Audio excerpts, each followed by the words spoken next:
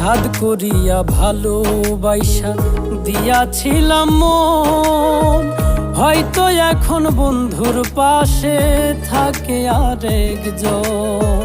তবে কেন মিছামিছি, তবে কেন মিছামিছি আমারে কান্দাইলা?